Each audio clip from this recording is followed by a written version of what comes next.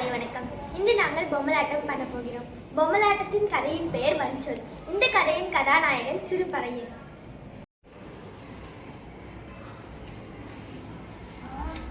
மன்னிச்சுக்கோ தம்பி, தெரியாம இடிச்சிட்டேன். பாட்டி, உனக்கு என்ன கண்ணு என்ன குருடா? ஏன் நீ இடிச்சு அடிச்ச? மன்னிச்சுக்கோப்பா, தெரியாம தான் பண்ணிட்டேன். சரி, போய் தொலை.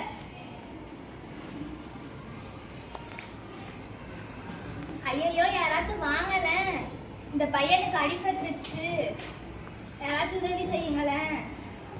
பாட்டி, நீங்க பயப்படாதீங்க, நான் இந்த மருத்துவமனைக்கு அழைச்சிட்டு போறேன்.